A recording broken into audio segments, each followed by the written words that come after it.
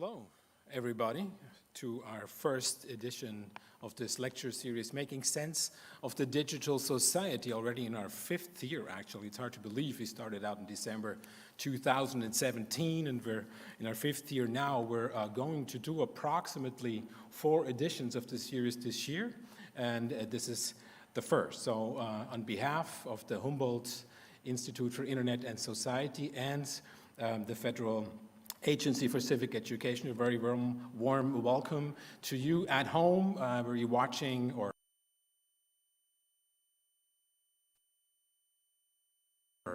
wherever you're watching, Alex TV or the streams on the respective websites of the partnering agencies here, and of course,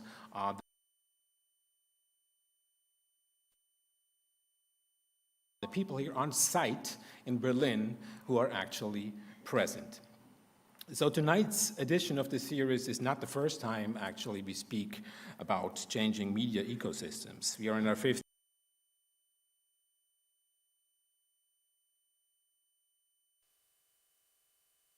year, as I said already, and refer to you to Christoph Neuberger's talk a good 4 years ago, actually, who talked about democracy and the public sphere, Rasmus Klein-Nielsen about the power of platforms and how publishers adapt, and also when Josef van Dijk talked about Europe and responsible platform societies, referred to the impact that geopolitical tech competition have on our civic societies and their media infrastructure. All of these talks and many more, actually, you will find online on a very advanced, I think, compendium on the website of the Humboldt Institute for Internet and Society. Check it out. There's all those talks online in video and in audio, and there's additional podcasts, actually,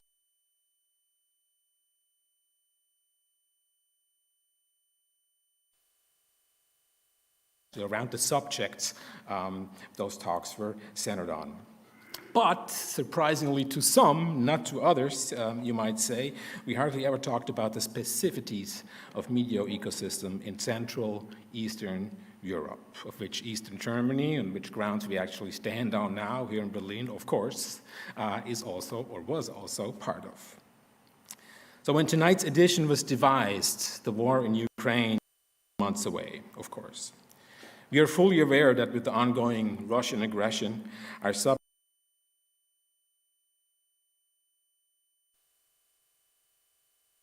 takes turns that the speakers and we, the curators, could not have foreseen on this massive scale. And we will discuss what the current situation means for fake news, manipulation, and so on in the digital sphere in Central Eastern Europe. But despite the heavy concentration of new subject matters, we firstly and mainly want to draw attention to the recent history of media systems in Eastern Europe and its many changes it has brought about in the last 15, well, to actually 30 years we're facing now already. As always, history in order to get a better view of the current situation, of the possible developments, especially for independent media and sphere in the near future. Of course, we're going to have ample space in the conversation to talk about many subjects concerning the war and what kind of change this might bring about in other Eastern countries as well. If you want to follow further the path of the digital public in the war, there are several events at the Humboldt Institute and the federal agency you will be able to find right away, again, on their respective websites. Let me just point to you real quickly to a format called the Digital Salon that's taking place at the end of March, I believe, on solidarity, internet solidarity with Ukraine. That's about the subject there. And then BPB, the Bundeszentrale für politische Bildung, that's the German name for the Federal Agency of Civic Education, you will find up on media coverage of the war in all of Europe. That's, I think, an important of the scope of info, especially for people and viewers living in Germany, with such a heavy dose of the German-centered perspective we get here. So let us have a good look at how we got where we are now in CEE. And in the conversation after our 2 introductory talks, yes, you heard right, this is also a premiere in that we feature 2 main guests, Dragomir and Kristina Rozgoni. So the structure unfolds, regulars probably know already what's going to happen now, pretty much the same way, except that we have 2 speakers now. After this short intro, it's going to be the first talk by Marius, then it's going to be a short introduction to our second guest, Kristina Rozgoni. It's going to be her introductory talk. Then we join for conversation among the 3 of us for about 15 to 20 minutes, but you will also have the possibilities to ask questions through Slido, our digital tools, and there's going to be a microphone here at this venue, at Sächen, at Holzmarkt in Berlin as well, to join the conversation. And I'm sure we'll hear many questions tonight after this subject. So to our first speaker. He was a journalist himself in his home country of Romania, so he does have first-hand experience of change in the media field and of the transformation after the Warsaw Pact was dissolved. Of course, this was followed by maybe an even transformation for media, for all of us, digitization. In 1999, he started working for an English language media too, but he changed sides, so to speak, after that and pursued an academic career in media studies. He worked for the Open Society Foundation and managed a research and policy portfolio on independent journalism in London, where he also co-edited a large mapping digital media. As of today, he is the director Center of Media, Data and Society at CEU, Central European University in Vienna. His introductory talk is about, I quote, the risks independent journalism in Central Eastern Europe is likely to face in the near future.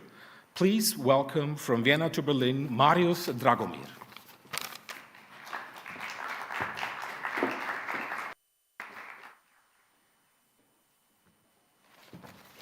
Thank you, Toby. Thank you all for joining us in this event. It's great to be here, first of all. I have to say that it's always a pleasure to be back in Berlin. It's great to be with you on the site as well, with the public after a while. So thank you very much for the invitation. Indeed, I'm going to talk today again, some of you will tell me, is the state of independent journalism in Central and Eastern Europe. And yes, indeed, I was lucky to have lucky and old enough to have the experience of working as a journalist in the region in several countries. Romania was one, the Czech Republic was another. But also, indeed, as you have for the past maybe 10, 15 years, I also time researching the media, so looking at what's happening in a field in which I was once a part of. When we designed this lecture, it was about the future of journalism, what is happening to journalism today, and I was thinking that the best way to do that would be by really looking into the past, into the past 2 decades, 3 decades, and try to understand what has happened this time with the media and journalism. And in fact, I did journalism help in the democratization process in Romania. Although, to be very honest, initially I thought it's going to be quite a tedious type of work, because you go back to the same things, you go back to your own country where you worked, in quite difficult conditions. In fact, it was a fascinating and intellectually fascinating experience, because I got back to many years ago and I looked back at those years with the mind of today and with the experience that we have today. And it was great, and that's what I'm going to share with you. I know you will tell me, this guy is going to pack in 15 minutes, 30 years of experience, but I will try to do that. Also, I have to tell you that I love talking about this topic, but at the same time, when I did this exercise, looking at all these years, I realized, thinking about the events where I was in, that it seemed to me that always I spoke about the same things. And that is quite bad, because what was happening, I realized now that things haven't actually improved when it comes to regulation, to independent journalism over all this time, in spite of the hopes that we had many years ago.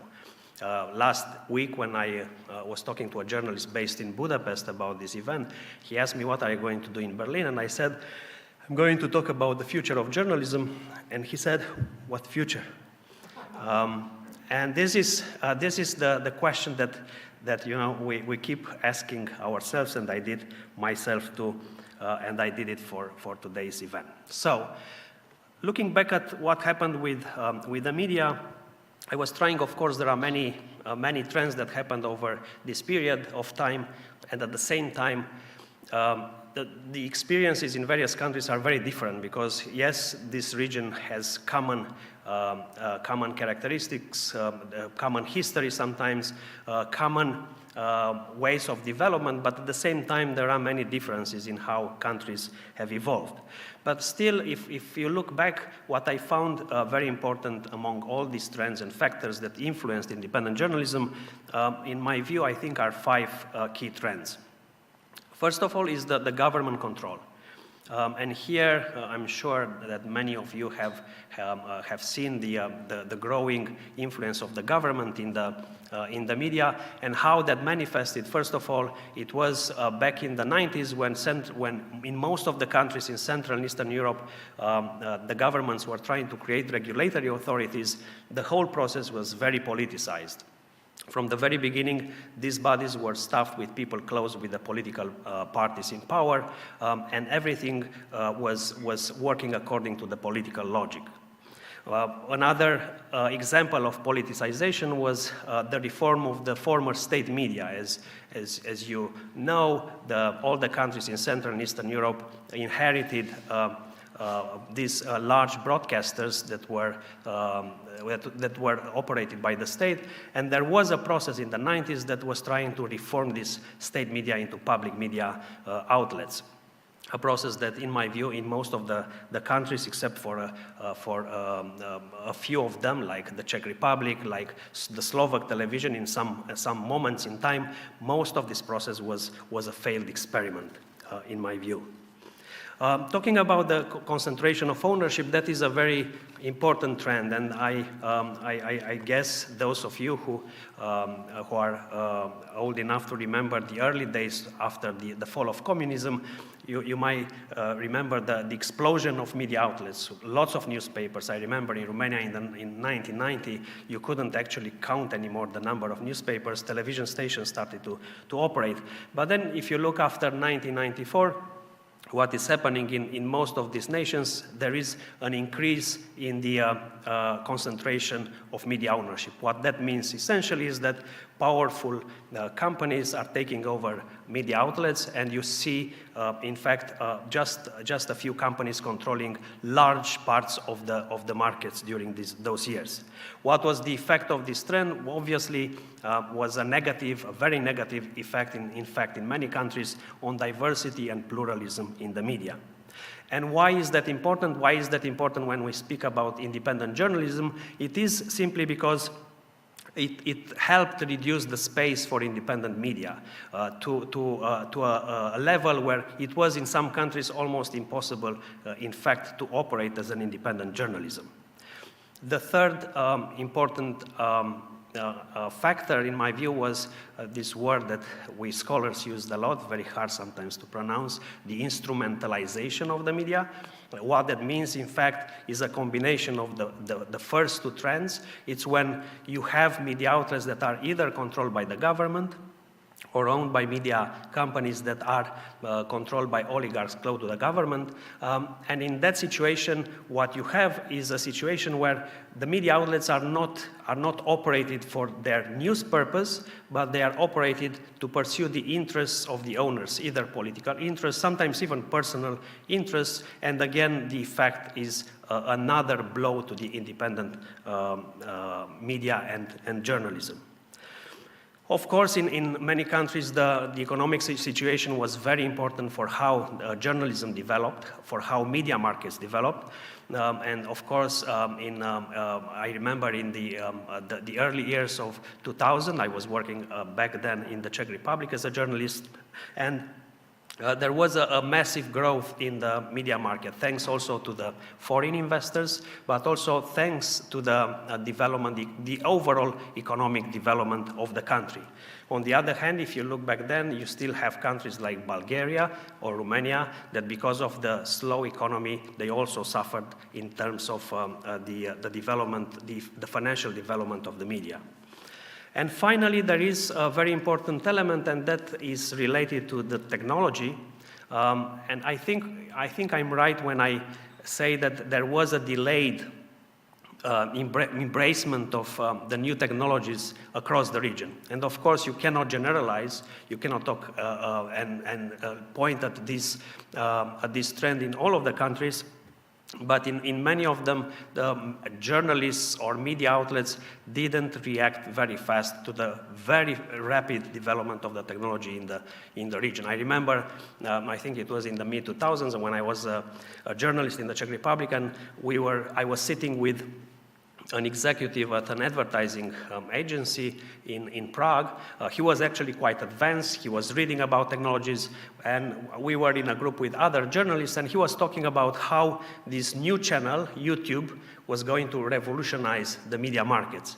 And although all the people in the room, including myself, were journalists covering marketing and media, we didn't even know how to spell the name at the time. I remember when the interview was finished, we came back to the office and we said, this guy is talking about this thing. It sounds like U2. When we searched the internet, all that came up was the band, the music band.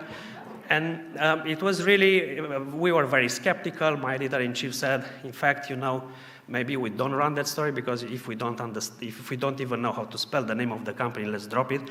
And there was this skepticism among even the people covering that about technologies, especially about people who are coming to us and telling us in 3-5 years, everything will be internet, everything will be dominated by the internet.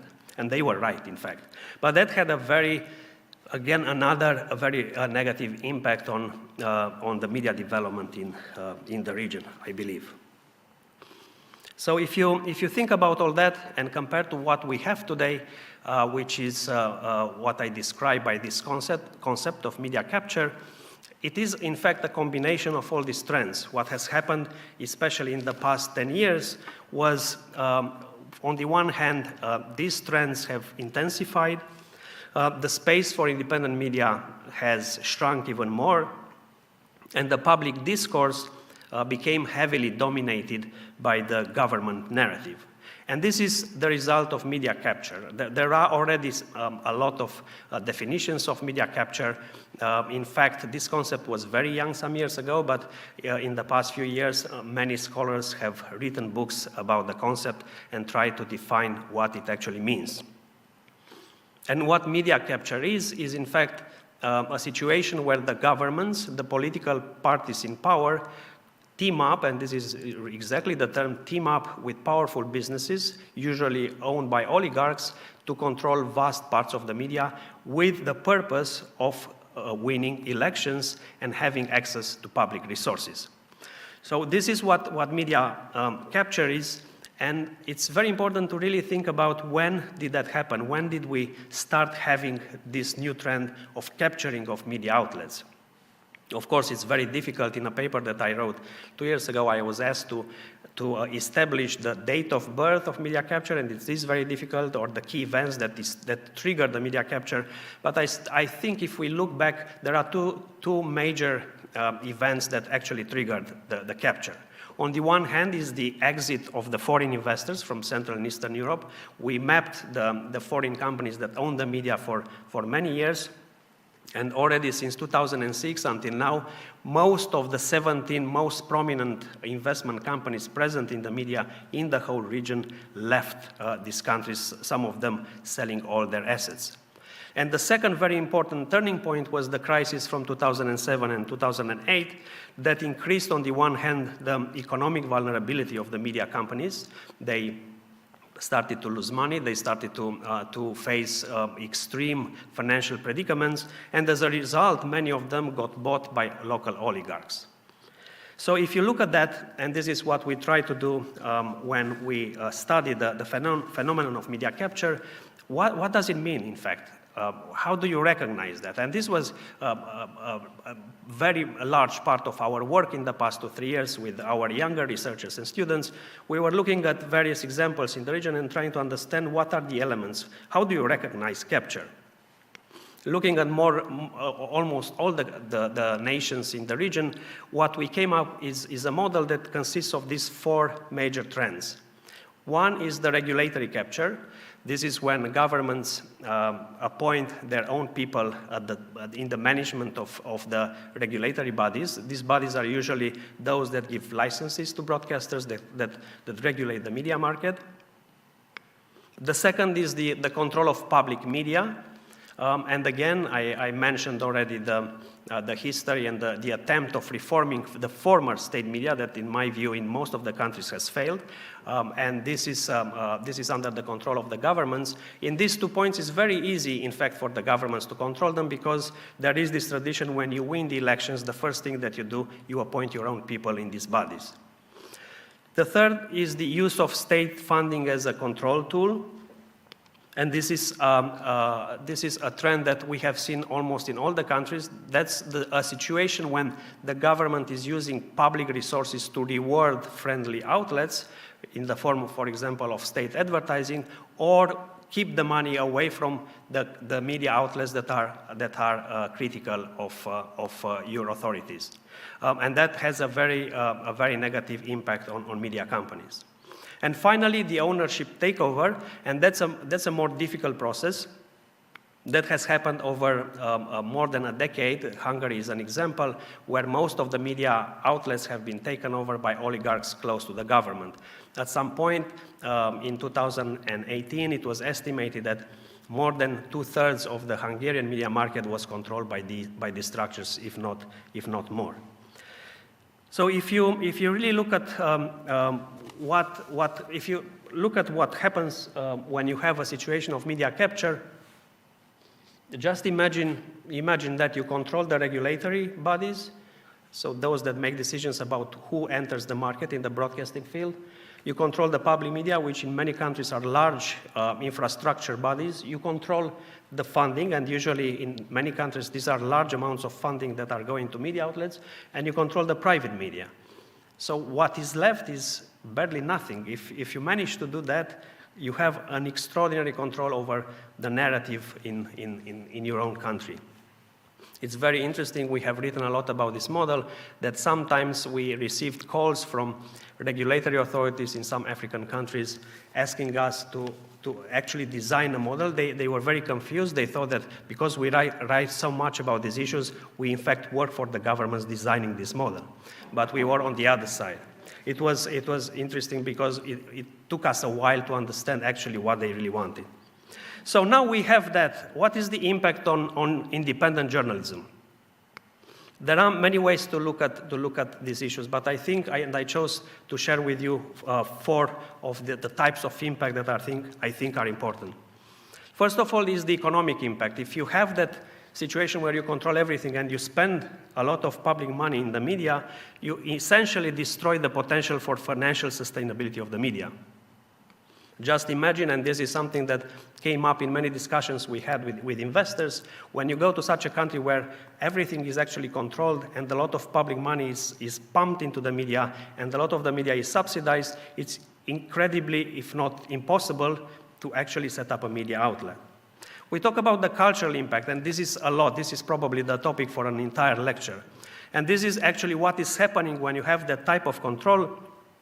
You manage to actually shape the consumption patterns and narratives to a point where the propaganda has devastating effects on how people read, how people consume the media, and how they actually act upon what they consume in the media. There is the impact on the profession, of course, and this is again a topic that has been discussed and it has been analyzed, and this is when you have an extreme polarization of the journalism field. If you look at most of the countries in the region, you actually see two worlds of journalism. On the one hand, the massive state-controlled media outlets that employ thousands of people, and then you have very small independent media that are hardly trying to survive. And of course, you have the technological advantage, and this is something that we are probably going to speak more. There are many laws that are adopted in many countries in the region that in my view, are going to affect how people access information, how people consume information. So if you think about all these things and trying to go back to my question initially that I set for this talk, I was wondering what is going to happen if these trends are going to continue. And this is something, I think, the simplest conclusion that I reached. And I reached it looking again at various places in our region. I really see that the impact of the media capture and these trends on independent journalism is that it reduces independent journalism to a reactive and corrective function. Reactive is because when you have such a level of control in these countries, when you have the Hungarian example, where you have such an extreme level of polarization and capture, the first intention and the first reaction of journalists is to be reactive. They do not cover news, but they set up media outlets that, first of all, are trying to criticize the government, to investigate the government. There are many media outlets in Hungary, in fact, that are doing only that. They were set up with that purpose. They are doing an excellent job. They are very important. They play a very important role. But all the work and the role they play is falling under the reactive function. And secondly, a lot of the independent media in Central and Eastern Europe, because you have that kind of capture and because governments and government propaganda is expanding so much, another tendency among other media outlets is to correct things. And I'm sure that you have seen these days a lot of initiatives that are focused on fact-checking, media outlets that are entirely covering only the things and the lies that are promoted through state media. Again, as I said, there is nothing wrong with the reactive journalism. They are important. These are investigative journalism outlets that are doing a great job, and they are important. In fact, there is nothing wrong with the corrective journalism, because we need that. In fact, a lot of journalism has to deal with that, but there is nothing in between.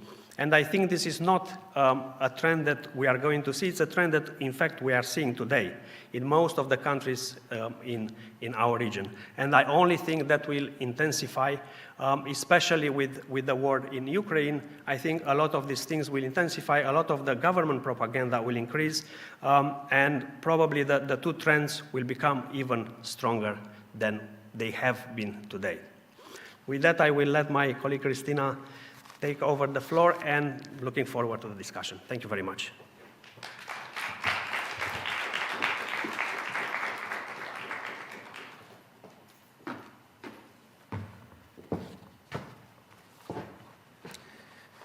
Thank you so much, Marius, for this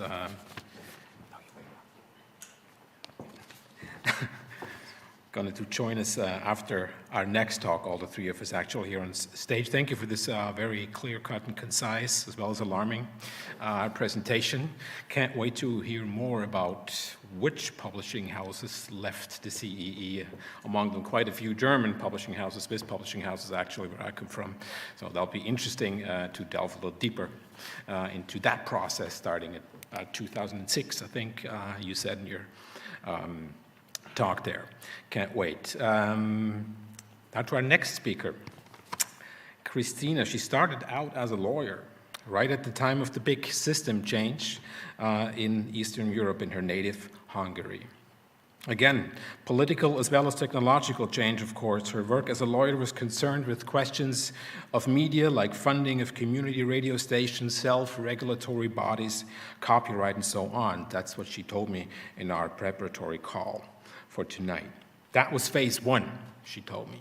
Phase 2, she became a regulator for about a decade at the intersection of telecom and media laws. After 2010, when Viktor Orban came to power, she began to slowly leave Hungary and work in consulting for the European Council, among other agencies, the OSCE and the UN, in media subject matters, sending her not only to places like Uganda and Thailand, but also next door of our evening's topic, so to speak, to Georgia, Armenia, Azerbaijan, Kyrgyzstan, and yes, quite often the Ukraine.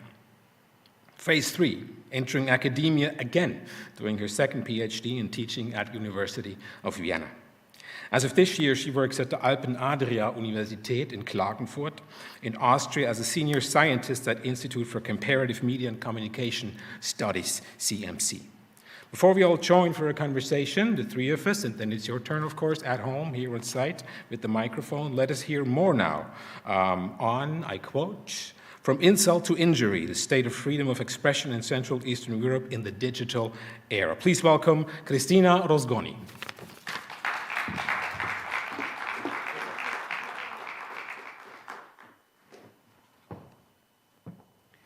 Thank you very much for this very kind introduction, and especially that you took so much notes about my personal remarks. So, welcome, and also a warm welcome from me.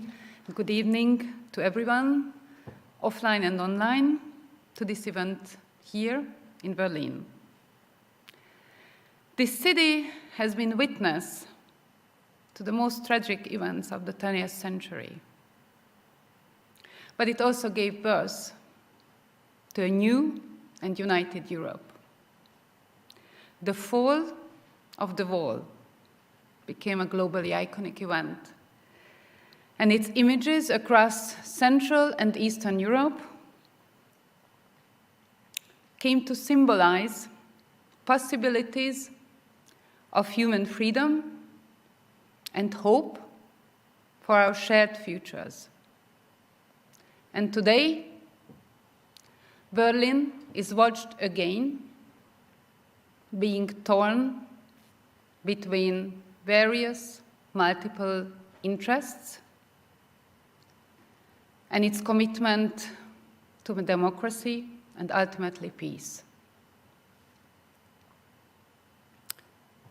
Freedoms of thought and of expression are our most precious liberties, from the Baltics to the Balkans. More than 30 years ago, when the wall fell, we hailed our newly gained rights to seek, receive, and impart information, and ideas of all kinds. However, we were largely unaware about the intrinsic need for the limits and unequipped with the duties and the responsibilities such freedoms should have carried. This dichotomy has proved to be both detrimental and instrumental. The tensions of freedom and of expression were not appropriately mitigated with responsibilities and the dear realities of the region: traumas, interethnic tensions, and historic aggression. I will suggest that the role and the value of free expression have been exploited by political, economic, and social processes. This, in turn, made publics prone to digital waves of uncontrollable hate speech and propaganda-driven disinformation. Responsibilities of the duty bearers, the state, the media, and the interlocutors were systematically and pervasively ignored and undermined. The consequences of this negligence were mostly local and restricted up until the emergence of the digital realm. Today, interconnected networks and platforms expose the global costs of online speech harms. I believe it is a unique momentum here in Berlin to take stock of opportunities of digital societies in Central and Eastern Europe. I will do this tonight through the lens of the freedom of expression doctrine and its weaponization potential. And as you will see, I will reiterate and I will come back to several points Marius Dragomir so gratefully and so expressively pointed out, and I will try to contextualize and I will try to theorize for our discussion tonight. Digital societies in this region are embedded in a historically evolved and strategically manipulated communicative sphere. It is experienced through several layers of distorted communication channels. Within this context, East is meant as a symbolic, interlinked assemblage of different authoritarian models. Shared remembrance of feudalist, socialist, and communist past. The joint suffering of a never-completed democratic transition. Neoliberal economies without labor safety. Seedbed of fraud and corruption. Multi-level poverty. State capture and oligarchization. These notions formed the joint vocabulary of the language we speak, without attention to actual linguistic differences. The public sphere in Central and Eastern Europe was meant to be freed up from state control once democratization began. De jure censorship was repealed, and the right to freedom of expression enacted in constitutions. The newly formulated constitutional courts adopted liberal theories of free speech, while abolishing the remainder of the authoritarian past. The rights for individual liberties were laid down by the courts in an activist manner, applying invisible constitutions while being forced to settle issues and conflicts deliberately unsettled by politicians. The doctrine of freedom of expression was interpreted mimicking libertarian theories on speech as a distinguished fundamental right, the source of several further freedoms for communications, such as the press or of the media. Generations of young lawyers, me included back then, were trained to believe in the power of truth to prevail within the liberated marketplace of ideas, as we called it. We were to draft new laws, mainly concerned with removing all possible restraints to receive and impart information.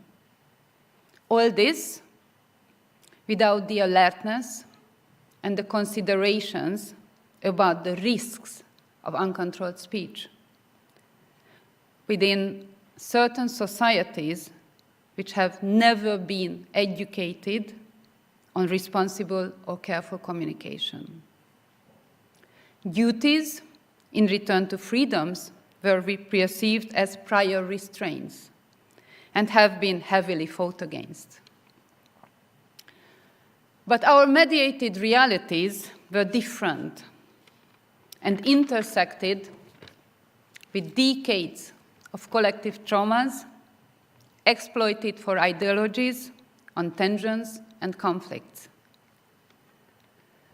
Media markets were opened and investors of all kinds were attracted to liberalized market conditions. Commercial mass media was born in the Wild East with no strings attached. On many occasions, and similar to lessons we have learned about the colonial past of other contexts, entrants showed very different faces to their homegrown audiences than to the new ones. Journalistic values, principles, and ethics were often left behind in their countries of origin, along with safety nets of journalists. The societal role and public responsibility of the media in a democratic setting were largely and mainly abandoned. With a very few exceptions, these patterns still prevail and render the media in Central and Eastern Europe unaccountable, and the publics to the status of secondary citizens. Under these conditions, the mass media was abused by local and global players and finally captured. Since the global downturn of traditional media, and especially of the press, amplified by the 2008 financial and economic crisis and the recent pandemic downfall, media markets by now are weak and beyond recovery. Major investors withdrew from the region and transferred their assets to local shady businesses. They were mostly oligarchs without any second thoughts on compliance or on duties and responsibilities in exchange of their business freedoms. The libertarian regulatory frameworks, of which we were so proud before, proved incapable and non-resilient once they would have been really needed. Those who remained witnessed several shades of censorship. Market forces were increasingly being replaced by political ones, and ownership became locally concentrated and distorted. In turn, the very few independent media outlets are fighting for survival today. In the press sector, newly established and crowd-funded online-only digital nomads are grasping for air and are fully reliant on social media platforms.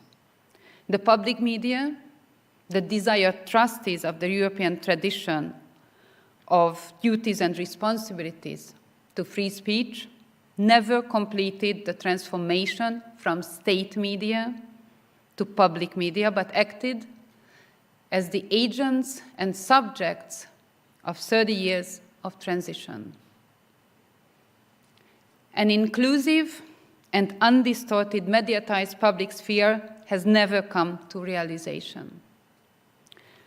The experience of enjoyment of collective or individual freedoms has never been shared among the publics of historically oppressed nations.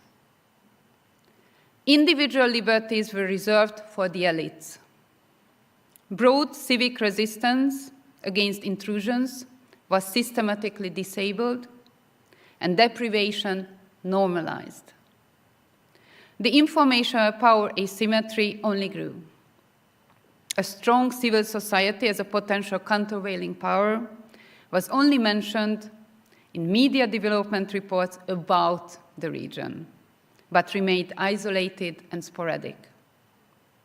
The marketplace of ideas regime clearly failed under these circumstances to cater for democracy. This contested relationship between the media and democracy was observed by scholars like Paolo Mancini and Jan Zielonka as a persistent regional paradox. While the countries in Central and Eastern Europe were said to be consolidated democracies, they have systematically abused fundamental freedoms, such as of expression and the media. The decades of democratic transitions, as Ivan Krastev noted, were perceived as the age of imitation, the attempts of westernization of a region never ingrained. And another project has also failed, Europeanization, in a similarly painful fashion. The accession to the European Union was meant to import meaningful legal and regulatory safeguards, not only to individual, but also to institutionalized freedoms. The idea of Europe united was narrated as the end game of the democratization project, accompanied by enforceable minimum legal standards. The 4 distinguished freedoms of the European Union were meant to secure the next and ultimate level of becoming Europe. However, these beliefs dramatically failed under the first real stress tests and under attack by illiberal, undemocratic member states. It became recently very clear that the free market rationale prevailed over the fundamental individual liberties of the citizens. It was the moment when the European Commission denied having competence in matters of freedom of expression and of the media, when the illusion about Europe, which unifies and protects, was ultimately lost. Despite strong evidence delivered by the EU's own rapporteurs on non-reversible trends in decline in press freedom, media pluralism, and independence, the enforcement of the Europeanization has been abandoned and the so-called Copenhagen dilemma blamed. The lack of political will and vision, the deliberate ignorance and weakening of the sanctioning powers of the European Union further exposed freedom of expression to assaults. The net outcome: increased vulnerability to global disruptions and regional challenges. The EU failure saga was an exemplary case on the implications of distinction between market-driven and democracy-driven freedom of expression. Legal scholars like Maria Edström or Eva Maria Svensson studied the damaging consequences of this discrepancy to gendered inequalities in the media. In our case, the market-driven approach resulted in a strategic non-interference with the deterioration of media freedom. The systemic commercialization and privatization of free speech in the market logic took high prices and delivered tangible harms. In the Central Eastern European context, it has proved fatal in light of the very recent attacks of the media in Hungary, Poland, and in Slovenia. Additionally, the Western Balkan countries could also take vast advantage of EU worst practices while negotiating the terms and conditions of their accession. It is against this background we need to zoom in and observe the conditions of digital free speech. So the media is caught by economic and political interests. Media freedom is eroded. Journalists work in precarious working conditions and are prone to safety threats, and especially women to online harassment. The state media spreads propaganda rather than informing the public. The rule of law was abused. Accountability schemes are usually non-existent, while regulators non-independent. Publics are prone to hate speech and orchestrated, coordinated disinformation online. Information manipulation is amplified by algorithmic-driven content curation techniques on social media platforms. Similar disorders are of global concern, but there are several regional delicacies we need to consider here. Firstly, globally present internet intermediaries are de facto gatekeepers of information and knowledge. They decide what, when, how, in what context we can find and see on digital media platforms. The decisions on controlling content and information are set by their own profitability-driven internal rules rather than democratic or public interest values. They are in possess of systemic opinion power due to their unique position to access user data that tools to command and organize online attention, and the ability to use that data and algorithmic tools for persuasion. As Natalie Helberger contended, this power created various layers of dependencies with direct effect to democratic processes. And this power situation was not attended anywhere in the world with appropriate safeguards nor checks and balances. In Central and Eastern Europe, this situation is further complicated. Major digital platforms do not invest in local presence, in fragmented, small-scale markets, nor in locally sensitive content moderation human resources. Meanwhile, they are aware about the intrusions and abuses of their digital spaces by locally interested parties. By now, we have a solid body of evidence of exploitative data practices by strategic manipulators and of strong correlations with the polarization of societies. It is exemplary, for example, how digital platforms in the Western Balkans, within conflict-prone and vulnerable publics, neglected their responsibilities and abandoned their online communities. This systemic disconnect, a so-called terra nullius, the unattended digital communicative space, provided a fertile ground for the proliferation of ethnic hatred, gender-based violence, and several intersectional forms of hostility. The digital public sphere became a battleground and enabled the weaponization of algorithmic content moderation and curation and the misuse of the digital infrastructure. Social media platforms has also gained enormous economic power over legacy media, and they have lost further ground for democratic performance, obviously. Additionally, the publics are not equipped with media and information literacy capacities as countervailing skills and capabilities. And also, there is a general lack of expertise.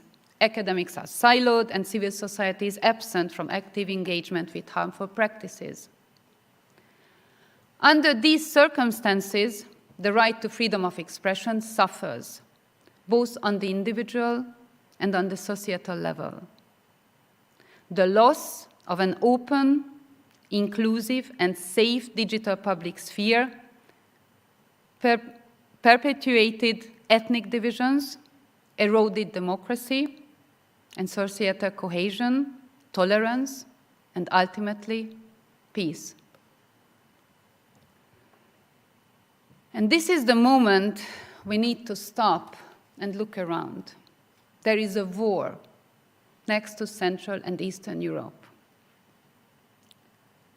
What we have been discussing up until now, theories, constructs, considerations, and implications, replicated into and became the awful reality of aggression, war, and death. Millions of people in this part of the world have been calling unsuccessfully for attention over decades. They have asked for transition justice. We have demanded to finally settle the accounts of the immense political, social, and human costs of a never-realized democratic transition. The digital public sphere is one of the terrains where this war has unfolded. Information manipulation, hatred online, and digital propaganda for war surrounded the interventions and the aggression. Traditional media channels framed the narratives. The dominance of digital platforms' opinion powers was demonstrated. In such momentums, the arrangements for thinking through the fundamental rules of speech and media in society are inevitable. This is the time and place we need to contest and reconsider what constitutes the basic elements of a democratic society and the media's role within it. States, corporations, large-scale speakers, and civil society have already begun heated debates about the values and principles of the digital information order. As thinker and scholar Monroe Price urged, we need to assert and defend what are increasingly deemed old universal principles and understand the new forces. The promise of the digital, the so-called unique selling proposition, was to be building a digitally just world. But today, we see, feel, suffer the evidence that over time, the pioneers of progress and the technologies of liberation have become the new wielders of old authority. The calls of many for a digital New Deal urge for a new consensus for democratic governance. All actors of the digital have to be called on duty, but those with qualified responsibility will have to take an account first. In Central and Eastern Europe, the answers to these questions were often rooted in rebellion at the humiliations of 30 years of imitated transitions. The publics today legitimately demand urgent renegotiations about the freedom of expression dogma in a locally sensitive and inclusive manner. Their voices to be heard and their pains, our pains, shared. The disillusions of a never realized nor enjoyed freedom of the many should contemplate the redefinition of the duties and the responsibilities of the few but powerful ones. The Central Eastern European experience is of global relevance. In conflict-prone countries, digital harms scale differently and matter more. In societies without experience or even remembrance of liberties. Right now, at this stage of the digital transition, the lessons learned could shape what comes next. The traumatic consequences of non-responsive neoliberal market-driven freedom of expression to the loss of European values call for urgent reflection and undoing. Global anxieties, challenges, hopes, and visions for a better digital future are imminent and direct, and just a few hundred kilometers to the east of Berlin.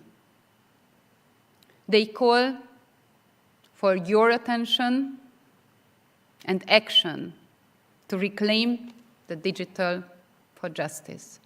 Thank you very much.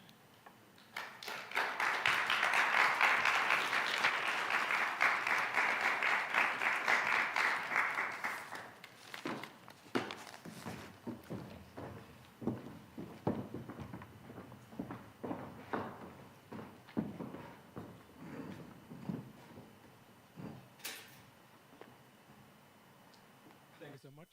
Is this on? I don't have anything on my monitors. Now I hear something. Thank you so much, Christina, for this very engaging talk you just gave us. You started out with ideology of free speech. You even called it a dogma, the free speech dogma. And you closed with it too, calling for a digital New Deal. Now, if you hear something like the ideology of free speech here, of course, it's being a very Western sort of tradition. The First Amendment of the American Constitution is about the free speech and so forth. It's very sort of ingrained in Western thought, what you call the dogma of free speech. And you sort of pointed out that this sort of dogma made the transition in CEE much much more difficult by following it, because it enabled hate speech and so forth, because there's not enough regulation. Now, if we try to pull this together, the free speech dogma and the digital New Deal, how do they sort of interconnect, and what would be the agency actually to call out for this digital New Deal? Would this have to be something to be called for on a European level? Are you calling for the EU actually to go into more regulation when it comes to free speech? Did I understand that correctly? Or could you explore a little bit more about the digital New Deal and who's going to bring it about? Thank you very much. There's a long list who should do what, I would say. Yes, if we start with Europe, I believe the role of the European Union and also its organs like the European Commission in abandoning the realization of freedom of expression is unique. Marius Dragomir also mentioned the Hungarian example. Let me stick with that. Hungary is getting away for about 13 years of this abuse. And other than letters sent by the European Commission to the government, nothing else happens. And I'm asking, why is that? And whose responsibility is that? So yes, my answer is the European Union and the European Commission do have a qualified responsibility in that case, as one of those. Maybe, Marius, you want to continue? Are there other agencies alongside the EU that should become active there? What's the role of? So the evidence I have, for example, mentioned and referred to, that was the result of a very extensive research in Bosnia-Herzegovina recently about the strategic non-existence of digital platforms in these countries and their systemic, strategic leaving behind of the problems of hate speech, of linguistically, culturally, politically sensitive content moderation needs, which would need investments. Investments in human resources, investment in various ways by these platforms. So the first two, with a duty, I would call the international organizations in that way, but also the global media tech companies. Marius, I know you're very skeptical about regulating platforms, if I'm correct. And there are some, of course, many incentives on a European level to do that exactly, but it hasn't really worked so far, or hasn't brought us very far so far. But the platforms themselves actually started reacting and doing things differently than they've done like 5 years ago. So could you explore a little bit on that? Regulate platforms, yes or no, and what are the platforms actually doing that you see happening in CEE that does bring about some change? Yes. Hello? Yeah. I totally agree that there is a role for the European Union to intervene. And I'm not sure, although there are lots of developments at the legal level, but I'm not sure that there is a role for any government or for the EU to intervene at the content regulation. And I'm saying that based on the experience in recent years. I totally agree that the European Union, I think, looking back at the 13 years now, yes, he won the elections 13 years ago and kept winning them. They should have intervened, and they should do it. And when I'm looking now at what's happening with the so much debated discussion on the rule of law and linking that with the funds and the decision, of course, in the current conditions, they might want to justify that. I think it's terrible because, again, these governments will get away with that for another 4 years or so. So I think there is room for intervention when it comes to the regulation, especially because I'm coming from a former communist country, and especially when I look back at the regulation in these 30 years across the region, I think on the one hand, just to simplify, definitely there is a role for governments to regulate the tech platforms at the more structural level. I think because they have a lot of power, because they have the control over the narratives, and because they have this immense pool of users, definitely they have to to be regulated as any other companies are regulated in terms of market power, dominant positions, and all that.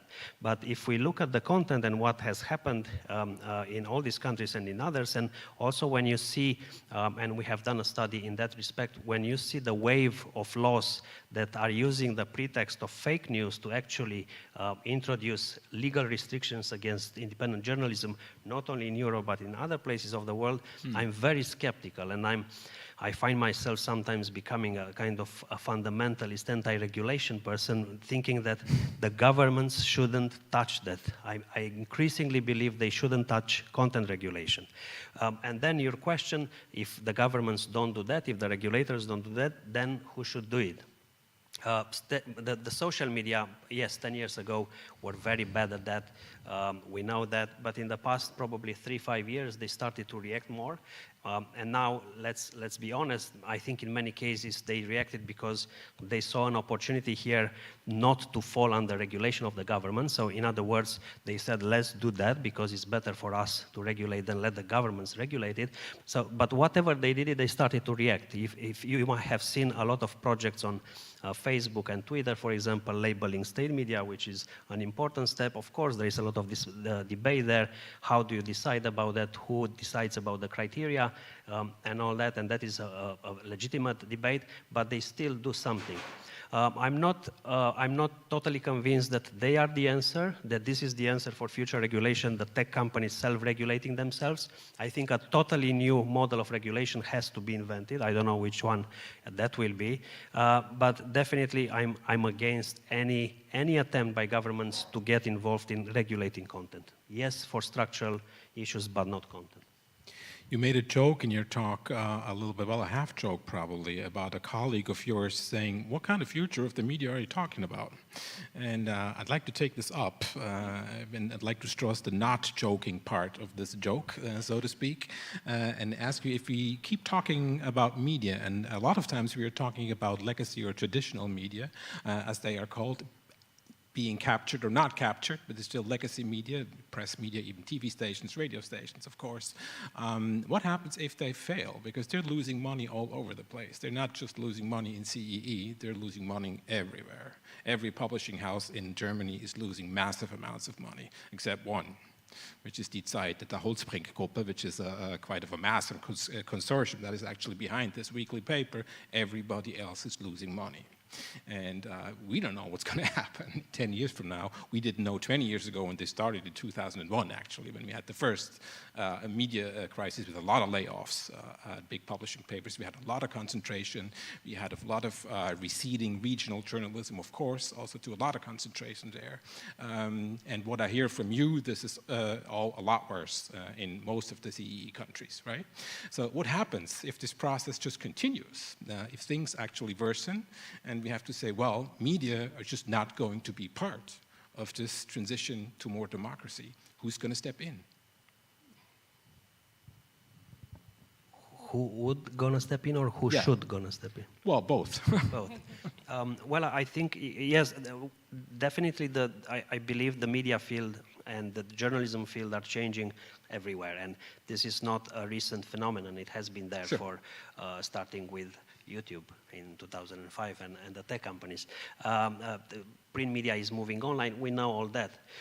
But while in a few Western European countries you see kind of a trend where media companies are settling for various subscription models, funding models. There are some emerging business models in the media in some places. In other countries, especially those in Central and Eastern Europe, you have a problem because you do, as I explained, the very fact that you have that captured with regulation, media outlets, the government pouring money into the media, what is happening, you do not have a business model and you do not have companies willing to develop one because it's not possible to develop one. If we talk about Hungary again, where the government controls most of the media, if you want to actually be successful there, I'm just imagining as an investor, you have to set up something that will fight the whole market. And just imagine what that would look like. So it looks really impossible, but I'm not trying to be that pessimistic. I think these are developments that have taken years and things can be done. And getting back to your question, I think it's quite difficult. I think media companies are kind of avoiding the region for various reasons, because simply they will fail. In fact, there was a wave of companies that exited the market, so why would any of them come back? But I think there is a major role for Western, the remaining liberal democracies to actually step in and think about designing large funds for journalism. There has been a lot of discussion about that for more than a decade, and from now and then things happened. They met and they made pledges, but something really serious has to happen. You have the rich liberal democracies in the world that should really be aware, and especially when you see what is happening now in Ukraine, and when you see governments stepping up and increasing their investments in propaganda media, they have to simply pull together resources to fund media in most of these places and other places, I think. Mm-hmm. You both talked a lot about polarization, of course, and the really hard-working conditions, not just for publishing houses, but for individual journalists as well, especially women, with online harassment. Now, if you talk about online harassment of women and polarization, this, of course, sounds very familiar in all of Western Europe and probably all of the world, so to speak. Can you tell us a bit more what's specific about polarization in CEE terrains that you talked about, Christina? What is the... Well, polarization, unfortunately, the very recent past, and let's talk right now not about the war yet, or not in full scale, because that will be probably another, not an even evening, but another... Well, we'll come back to that. Yeah, so... But let's talk about the pandemic. I think the pandemic delivered all the examples, all the evidence what polarization means. How possible it could have been that people sitting so next to each other have seen, received different realities. How it has been possible that people believed that vaccination would kill them, would chip them, would put them under surveillance of control and risk their lives and risk their lives of their families and their beloved ones. This is what is polarization about. This is what is polarization is bringing lives and deaths. And I'm sorry to be so I don't know, emotional about this, but this is what we have seen and this is what we are witnessing right now. This is not anymore about being, theoretical about these questions. We see what is happening and we see what is the human cost of this. Well, let's talk about the war, actually, and see what news we usually do not get or do not get a lot of here is how the war is covered in CEE countries, except Ukraine, of course, where there's something else happening right now, as we all know. But some of us are a little bit surprised about how Poland is doing its job right now with the refugees, actually, because we got a whole bunch of other news in the last 10 years. We said, oh, okay, yeah, we didn't expect that. Or a lot of people didn't. I didn't, to tell you the truth. So can you tell us a little bit about, countries with heavy media capture, as Poland, the Czech Republic, Hungary, and so forth. How is the war reported there? Has something changed there, even in captured media, actually, since the war began? What has happened there?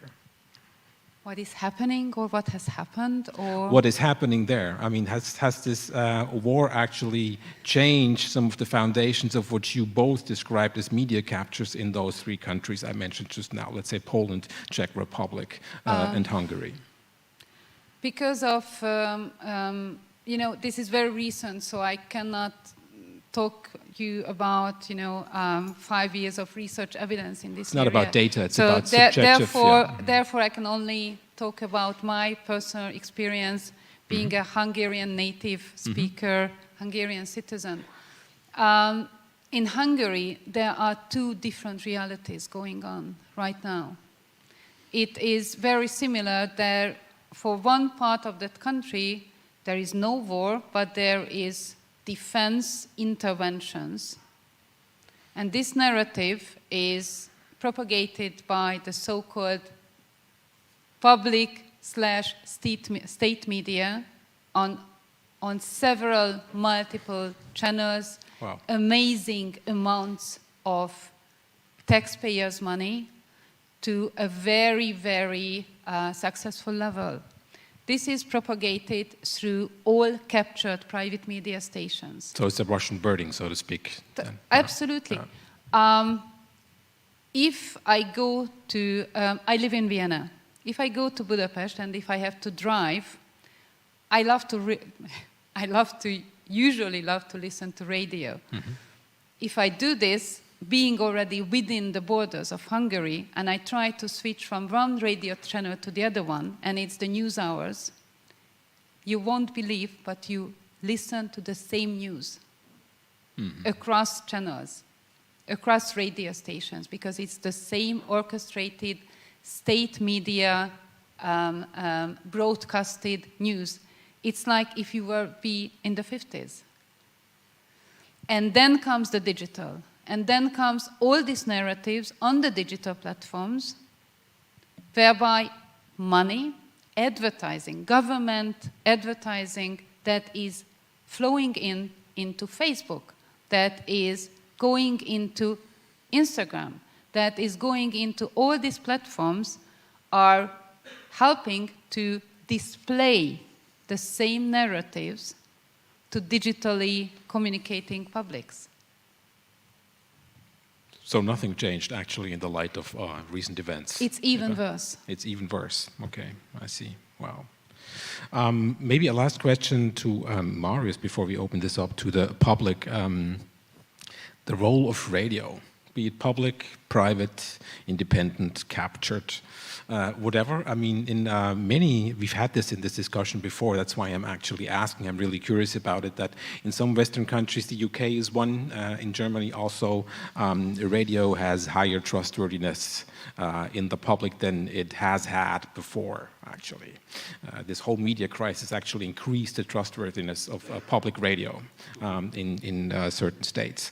Can you tell us a little bit something about what happened, but a specific role of radio in some of the CEE countries you were looking at?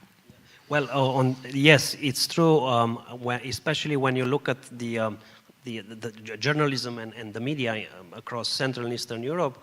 The economic crisis affected media generally and traditional media very much so, the print media, but all the media outlets in the country, especially commercial ones, and radio was part of that. But if you really look at the data, and if you look at the economic models of the radio stations, commercial and public usually is funded by the state or by taxpayers through the license fee.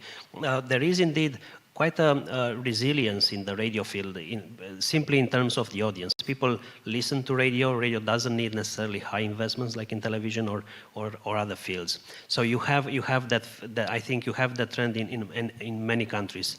It's not noticed because people tend, even like scholars or researchers or experts covering the media, they tend to oversee not paying attention to the radio because it's not a big, television has a lot of influence. You look at that, you see who sells what TV station. You look at print media because in many countries they own large newspapers. And radio is always there, they exist, but when you look at that, they are in fact, even some commercial media successful.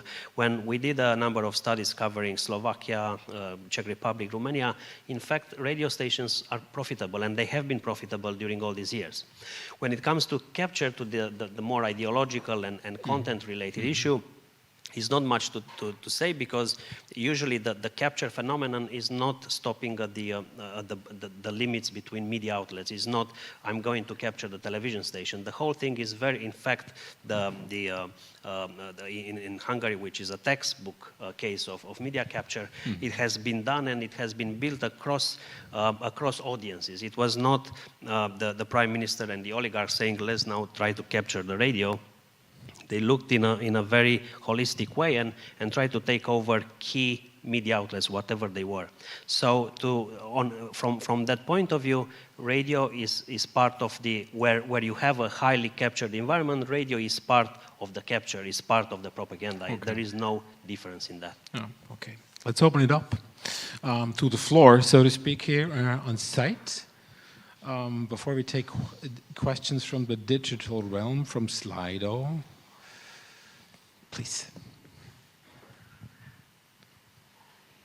Yeah, thank you very much for this really interesting presentation. So I realized while listening to you how difficult it is for us to imagine what it must be like to live in countries with a public sphere that is so different from ours here in Germany.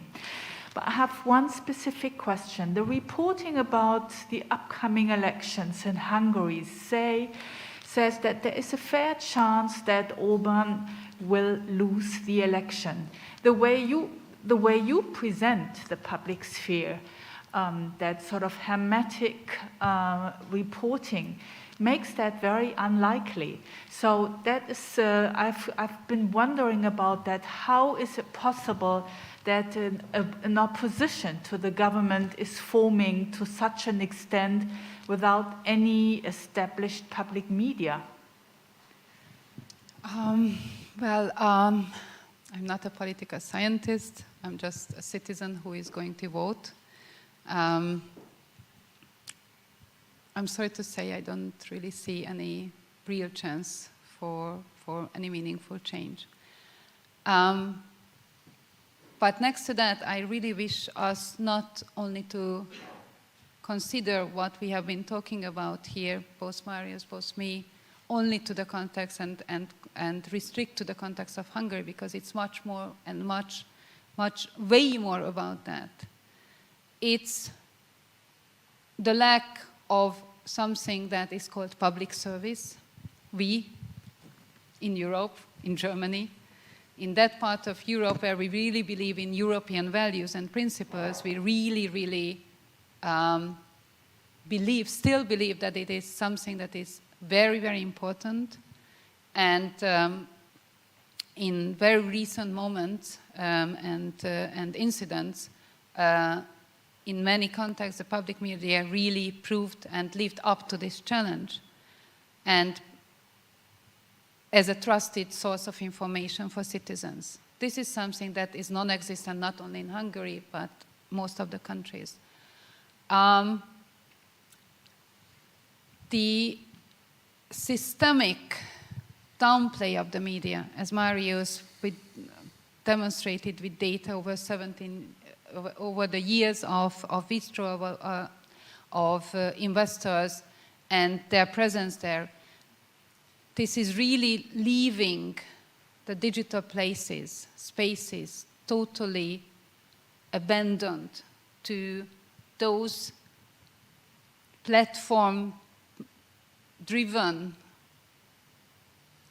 manipulations or platform-based manipulations rather than that right now we can see the very, very direct harms of. And again, this is not specific to one single country. So what I'm trying to say is that what is happening here cannot be stopped by a borderline, because the effects are absolutely direct and imminent to any country, including Germany.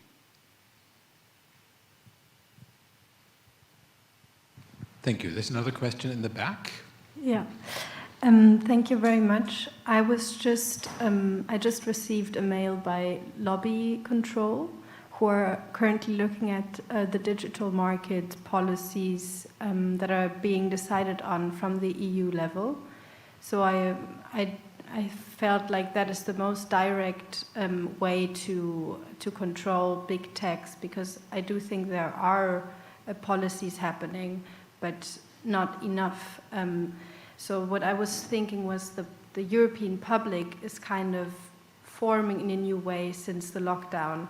The boundaries between public and private broke down through all of the home office and just I think the normalization of this closeness of the internet, the labor, the private life, and the public life, they grew together. And I was just thinking,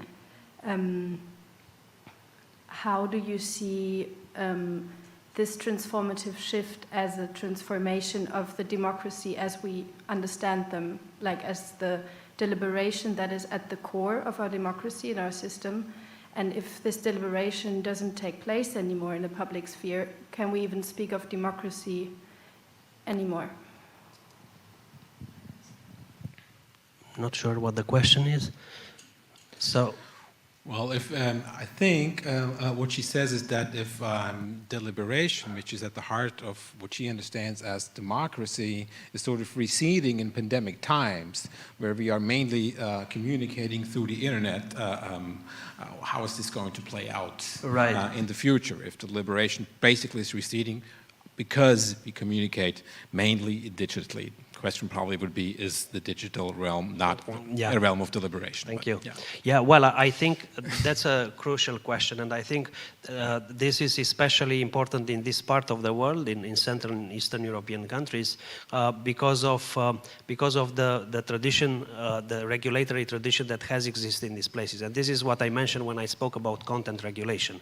What I expect over the next coming years is a slew of laws in most of these countries that are going to make communication and access to information even more difficult. And that's why I think when we talk about legislation and intervention in the European Union and what is happening with the laws that are adopted in Brussels, maybe they work for some Western European countries and they create the space for regulation of tech platforms, which can be done and should be done. As I said, I'm a believer I believe in regulating them at the structure level, but when it comes to content, to the content level, to the way we deliberate, we use the digital space, I think that's a real danger. And what I'm saying is, we had a number of laws that were adopted by the EU. We had the law, or the GDPR, that is misused in Hungary, in fact, to clamp down on journalism.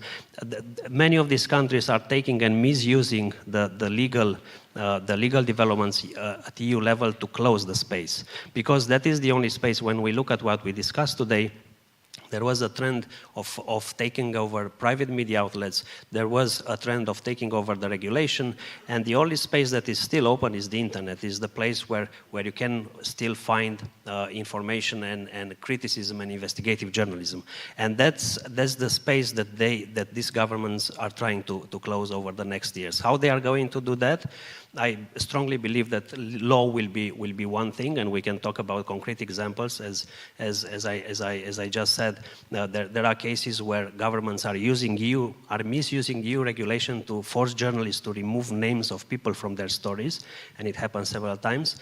And I think that is going to continue. I think that is the biggest danger, actually, that we are facing, because at the level of the legacy, why do I call it the legacy media, as we call it, the project is more or less completed in many countries, but when it comes to the space that really matters, the space that is still free, that is going to be the battle of the next years. Within the current context, with the war in Ukraine, I also expect a massive increase of the government's intervention in the media in various ways, in funding, in setting up new outlets, in funding more propaganda channels, because everybody now sees how important it is actually to control the narrative. And within that context, I think the danger of closing or controlling the digital space is very real in our part of the world. Thank you, Marius. I think we had one more question in the back. I think we're running out of time here a little bit before we have to talk to the people from Slido in a minute, but there's one in the back. Please make this quick. I was wondering that you did not mention two influences which I think are particular in Central and Eastern Europe. One, a tradition of strong state surveillance that was kind of multiplied or made way more efficient, and also kind of imposing self-censorship, both on media and, let's say, private citizens in Central Eastern Europe. And the second dimension, the strategic trolling that took place starting in Russia and basically impacting us in Germany, but even stronger you guys over there. And setting a kind of standard of communication that's really bad in terms of hate speech, and not trying to get a message across, but basically sending the signal there's no such thing as truth or facts, but it kind of depends on your interests and how you sell your ideas. I understand that this is a comment rather than a question. I think you are right. And I couldn't agree more. This is what I could say. Surveillance, absolutely. This is what I've called the several shades of censorship, and how, for example, state surveillance of journalists and abuse of laws against journalists, how it affects their work. Sometimes it is referred to soft censorship. This is also something that we have learned in the CE context. So couldn't agree more. And harassment, online harassment. And here there's a very important gendered layer, because there we have already very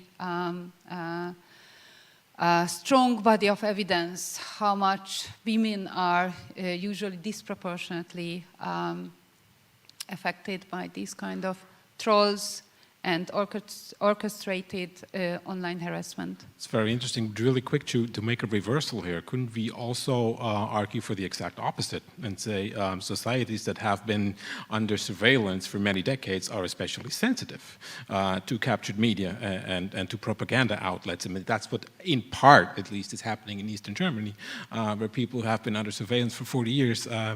Many of them are saying, oh, we're having this mainstream media kind of Lügenpresse environment here, and they actually argue with their tradition of being surveilled, having been surveilled for 40 years. So the opposite could be true too, is it?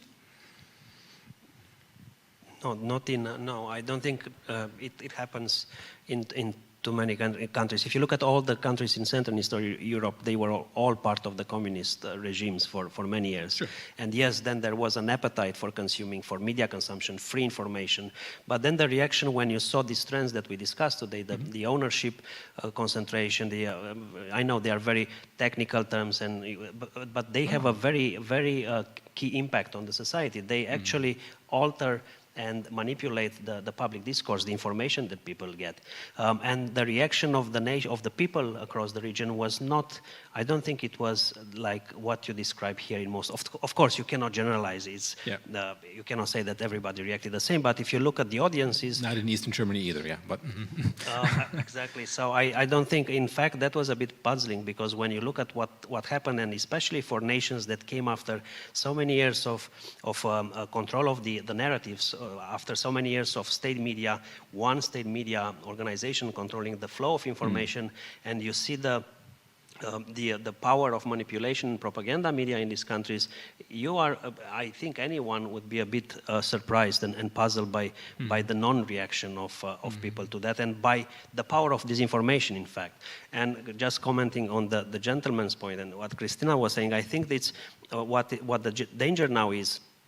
And this is something that I read in a book published last year by a scholar in the States, Taylor Dodson. I don't agree with many of the things that he describes in the book, but he's talking about our transition that we didn't feel yet from the post-truth, how shall we call it, period or phase of communication development into the post-trust era, which is much more dangerous. It's the time when, yes, we are all used that everybody lies. There are, facts and non-facts everywhere in the media. They are propagated by state media. But what is even more dangerous is when we reach the point where actually the trust stops having any value, if at all. Yeah. We could make a whole evening about apathy under actually surveillance societies and so forth, what this leads to. But let's see what's up in Slido. Please, Sarah, can you give us a couple of questions before we wrap this up here? Yes, of course. Thank you so much. We received a couple of questions via Slido, and I would like to start with the topic of independence of media. The question is, as for financial sustainability of the region's independent media, how feasible, how widely used are alternative financial models, for example, crowdfunding, subscriptions? I can briefly answer that. I think that is those alternative models are the only chance, at least for the moment, for independent media.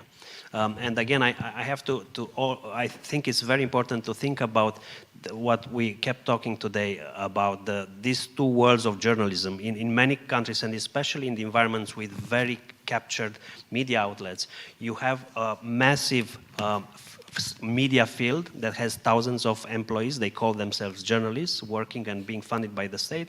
And then you have very few media outlets that, it's a very slim sector with a few media outlets that are doing investigative journalism and that are struggling financially. Well, those media outlets are the only example of independent journalism, and they, in fact, are funded through these alternative sources of funding, crowdfunding, funds or grants from foundations and all that. But that is not the future. You cannot expect George Soros or whoever in the West to fund you in your life. That is not a business model. Because the captured media are too big, right? Yeah. Yes, exactly. Mm-hmm. So yes, it is happening. In fact, these funding models are very important to exist, because otherwise these outlets wouldn't be able to operate. But on a longer term, this is not the future. I think the future is a combination of funding models. But one element that must be there is the subscription. You must have people involved. If people do not pay for your journalism, you have no future. So it's not feasible. The answer is it's not feasible. The very few ones, they are the ones I've called the digital nomads, are the crowdfunded ones. It's just a very tiny element of any business model. But the vast value transfer that is happening between the media and the platforms, without unsettling the impact of this value transfer and so many other things, including state advertising and state funding, there is no feasibility. Thank you. One more from Slido, Sarah? Of course. We have received another question to regulation of platforms. Can the attempts of regulation of disinformation be considered as censorship?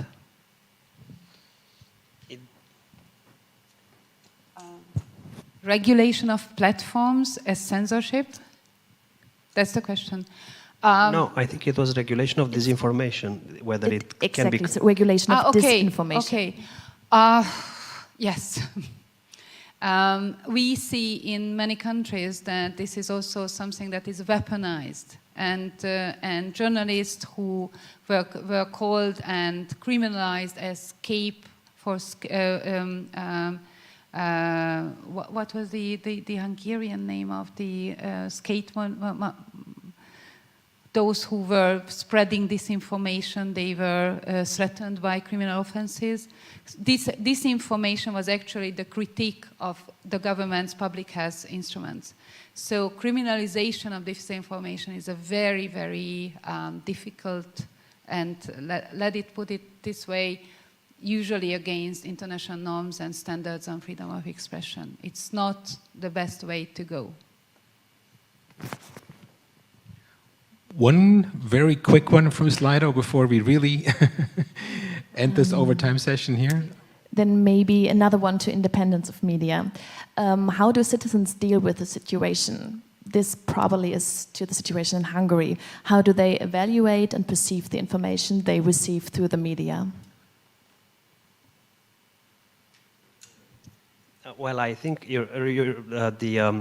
our viewer refers to the discussion about propaganda and how, I guess, right? That was the question, how state media or how media in Hungary are covering the war. And yeah, I think Christina said it all, but just to add, I wanted, in fact, to add when we talked about that, I think what is happening with the coverage of the war in Hungary, what is happening with the coverage of war in Poland, which is not pro-Russian propaganda, in fact, really shows how politicized the whole field is, and how related to the election cycle is. Because in Hungary, the whole discussion and debate has to be put in the context of the upcoming elections. In fact, they are coming in less than 2 weeks. And that was, the whole discussion and coverage was actually driven by the political power and primarily by the prime minister, who needs to secure elections. So what you have in Hungary is pro-Russian propaganda on the state media or pro-government media, which is most of the media in the country.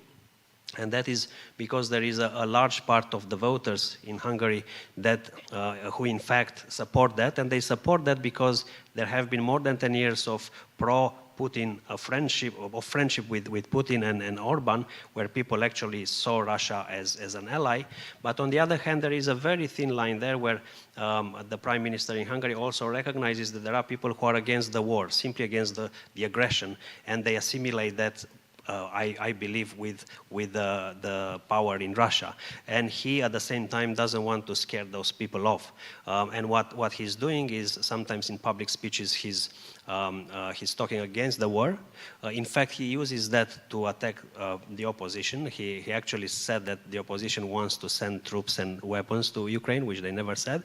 And on the other hand, he orders the state media, because that's how it works in Hungary. He orders the state media to be pro-Kremlin and pro-Russia because of his very close relation with Putin. So it's a very difficult way to, for people not living there, I think it's a bit difficult to really understand, why is he playing this balancing act.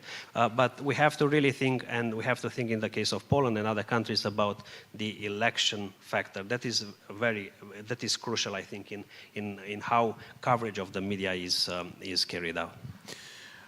As a very last question now, we've had great, almost mythical, not necessarily true, internet digital moments in geopolitical events in the last 20 years. Most of all, the Arab Spring, right?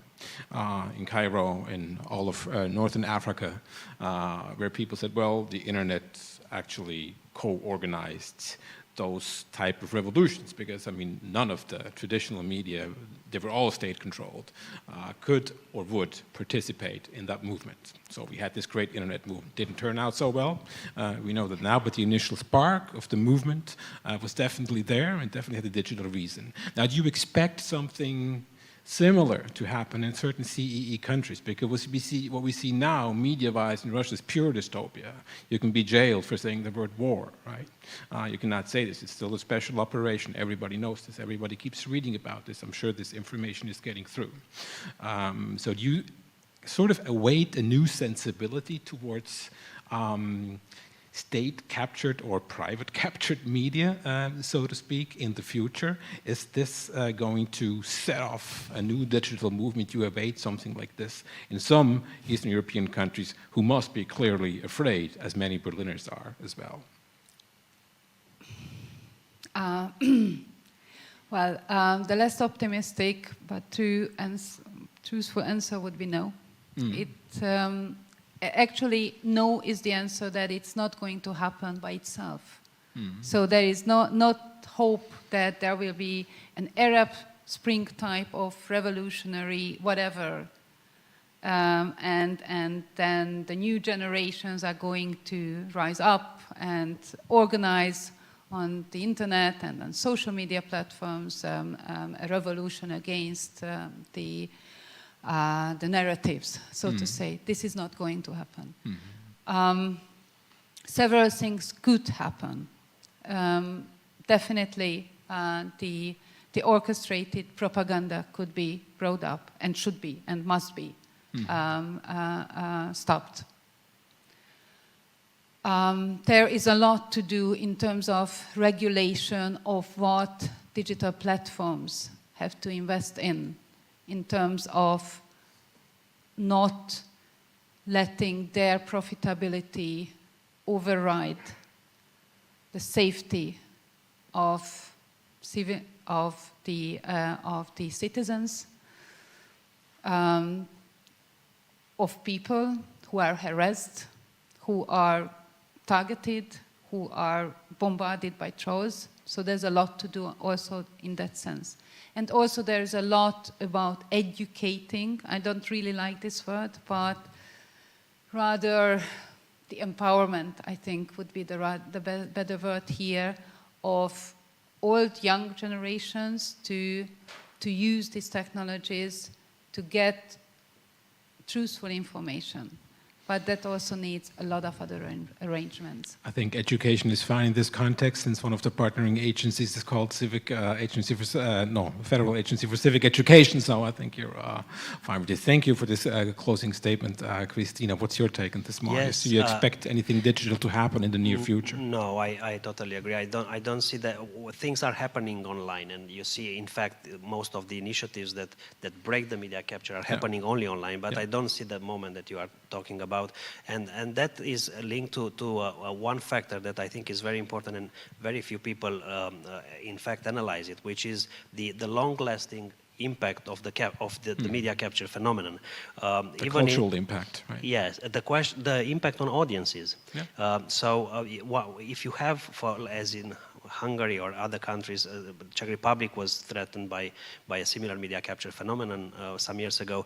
This is a development that is going over more than a decade. Mm-hmm. So you have a large part of the population that actually receives information for more than a decade. Imagine how long is that, from the same source of information, and the impact of manipulation is huge. And sometimes people tend to speak or expect the elections as the moment where the nation and the media will be saved, thinking that if the opposition wins, everything will be fine, media outlets will be suddenly independent tomorrow, and everything will be great like 11 years ago. No. The damage is massive. These people have listened and consumed propaganda for 10 years, a large part of the population of these countries, and that is not going away in 1 year. It will take even more to actually go to a level of normality, so to speak. So I don't expect anything happening there. I think the impact of manipulation and propaganda and capture is really deep, and I think it will take years until we actually manage to measure it. But on the other hand, I don't think all hope is lost. I think the internet, the digital space, is in fact the only space where opposition, resilience, diversity, and pluralism will happen in the future. There is no other space where such manifestations and such developments in the media field can happen. That is the only space, and that's why it's really important to guard that space and to make sure it is not hijacked, closed, or captured.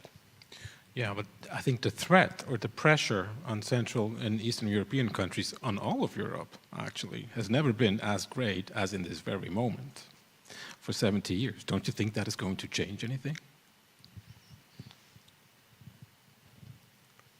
Change, I really hope that this is going to be a wake-up call to so-called Western European countries to overcome their business interests and take seriously that what is happening in this part of the world is not isolated anymore, and they cannot let this go away. This is what I hope. Yeah, I think so, and I think not much, in fact, will be changed. I think, on the other hand, what's going to happen, as we discussed, is a growing role of the government, because such an extreme situation, a war situation, shows not only governments but everyone how important it is, in fact, to control the narrative. So I expect worse things. In fact, we released today a study based on a survey among 200 or so journalists in many countries that was carried out a week or so after the eruption of the war. And the expectations of journalists are very pessimistic and very negative. They already have signals that in many countries the advertising budgets have been cut. Companies inform them that they are going to stop the funding. They see a lot of problems in terms of the very operation of their businesses. There is a lot of discussion about the impact on population, people actually buying the pro-Russian narrative. So I don't really know. I don't think we'll see that. But again, it's not, I don't want to end on this pessimistic note. I think that's the challenge we have to face now, and we have the space to do it, and we have to defend that space. That's crucial. If we move into an era of splinternet or a closed and controlled internet and digital space, I think it's going to be the worst probably moment of the digital era that we have seen and experienced so far. Well, I didn't promise anybody a happy ending, that's for sure, and we didn't get that either. Very unusual evening and a very unusual time. Thank you for making the trip and filling us in on what's happening in Central and Eastern Europe. It's a very important evening to our audience, to me, that's for sure. Thank you so much, Marius Dragomir, Kristina Rozgoni. Thank you for being here. Thank you for watching. Tschüss. Thank you.